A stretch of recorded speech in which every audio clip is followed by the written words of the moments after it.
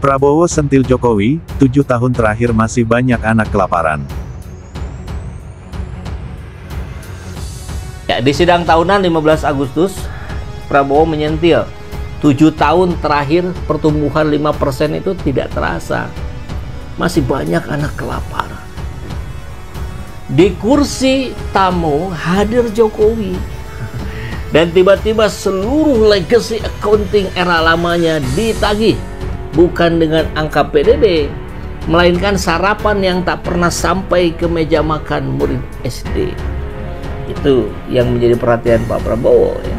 Jadi fakta singkatnya kita lihat Prabowo dalam pidato kenegaraan tadi, ini yang sesi sebelum Jumatan ya, menilai pertumbuhan 5% ini nggak cukup, nggak terasa oleh rakyat, masih banyak anak kelaparan. Dahsyat. Ini telak sekali sih kalau menurut saya ya. Jokowi hadir di ruang sidang saat pernyataan itu disampaikan. Di pidato tadi Prabowo tegas tidak akan membiarkan jika ada yang ngaco. Ya, sip. Pak Prabowo menumpuk solusi pada MBG hari ini. Target cakupan nasional bertahap 2025-2029 dan telah berjalan sejak Januari kemarin. Skala program ini raksasa dan strategis. Meski implementasinya dikritik soal pendanaan dan logistik, ya, banyak persoalan di sana sini. Pemerintah perlu menjaga stok pangan dalam negeri. Pasalnya, jutaan warga Indonesia masih rentan kelaparan. Sebanyak 7% hingga 16% masyarakat Indonesia masih rentan mengalami kelaparan. Hal itu menurut perhitungan Kementerian Dalam Negeri, Kemendagri. Dengan jumlah penduduk Indonesia per Juni 2024 sebanyak 282 juta jiwa, maka yang rentan kelaparan mencapai 19,74 hingga 45,12 juta jiwa. Kerentanan kelaparan bisa terjadi akibat penurunan produktivitas pertanian. Hal itu disampaikan Dirjen Bina Pembangunan Daerah Kemendagri, Restuardi Daud dalam agenda Gerakan Nasional Pengendalian Inflasi Pangan, Genpip, Wilayah Jawa, Rabu 14 Agustus 2024. Menurut Restuardi, meski wilayah pertanian Indonesia cukup luas, namun produktivitas pertanian seperti menanam padi malah terjadi penurunan. Menurutnya, pemerintah harus mencontoh Singapura yang justru luas lahan pertaniannya lebih sedikit dibandingkan Indonesia. Namun ketahanan pangan negara tersebut di atas Indonesia. Terjadilah kondisi di mana pertumbuhan ekonomi rata-rata 5% selama 7 tahun terakhir tidak tercermin dalam kondisi nyata rakyat Indonesia. Masih terlalu banyak anak-anak yang kelaparan, petani dan nelayan yang kesulitan menjual hasil panennya, rakyat yang belum memiliki rumah layak huni, guru yang belum dihargai, serta keluarga yang tak sanggup berobat karena biaya atau karena tidak ada fasilitas kesehatan di daerahnya. Namun, ketika kita konsekuen menjalankan Undang-Undang Dasar kita dalam 299 hari ini, alhamdulillah saya dapat melaporkan bahwa kita telah mencapai berbagai kemajuan yang cukup berarti. Di tengah konflik politik, konflik ekonomi secara global, perang dagang, perang tarif, ekonomi Indonesia masih berhasil tumbuh di atas 5%.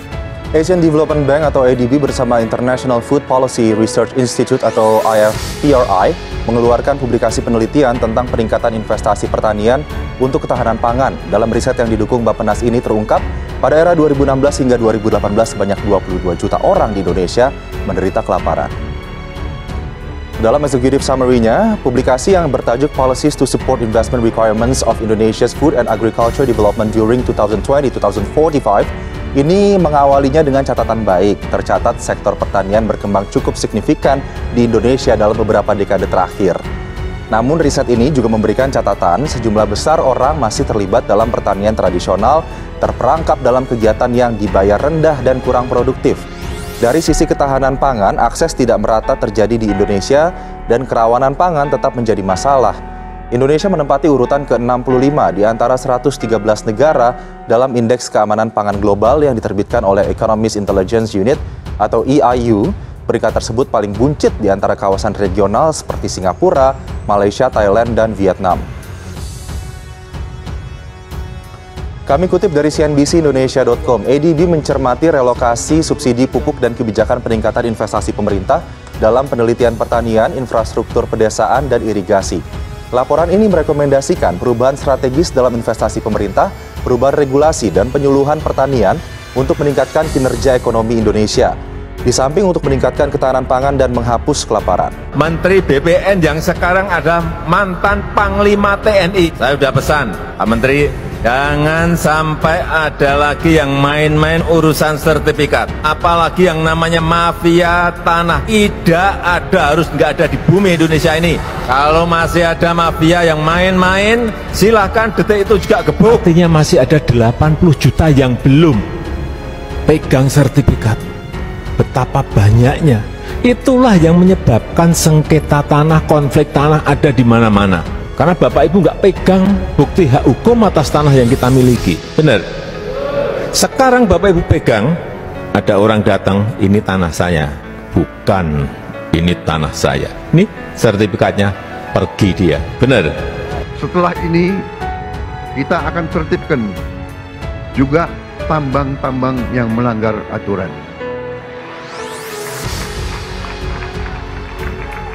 Saya telah diberi laporan oleh aparat-aparat bahwa terdapat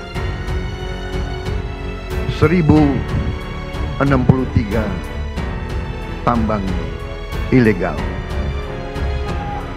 dan potensi kekayaan yang dihasilkan oleh 1063 tambang ilegal ini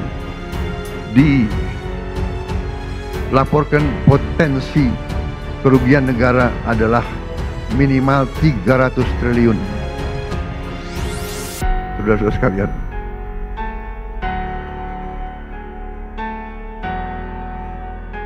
saya minta dukungan seluruh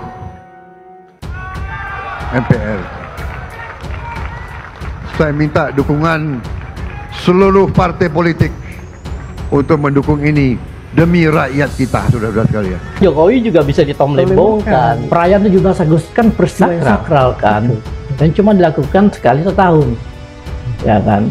Dan harapan dari Jokowi ketika melakukan itu pertama kali di IKN yang menghabiskan dana 72 miliar hanya dalam satu hari, itu mewah gitu kan, meriah sekali, mewah.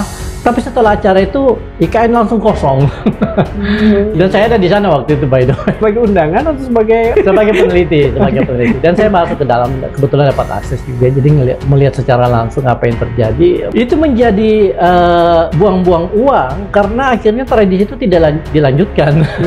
Kalau misalnya 72 miliar itu digunakan untuk memulai satu tradisi yang kemudian berlanjut dari tahun ke tahun, oke lah. Memang Pak Jokowi berpikir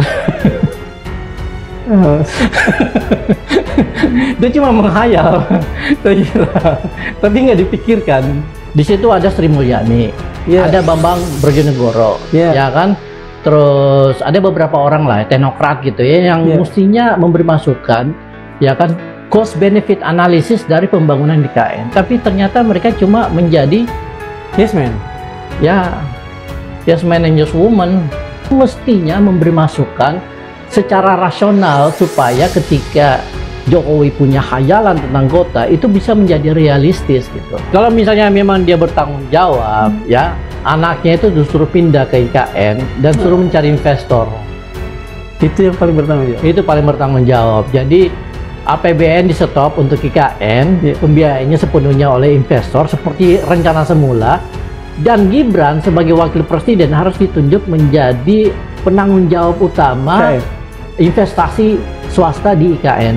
IKN itu harus diaudit, harus diselidiki, harus dilihat secara detail proses pengambilan keputusannya seperti apa, ya kan? Lalu kemudian pendanaannya bagaimana, lalu kemudian pelaksanaan eksekusinya itu seperti ini melibatkan siapa saja, itu harus diaudit. Kalau misalnya kita ingin ini tidak menjadi beban pemerintah gitu.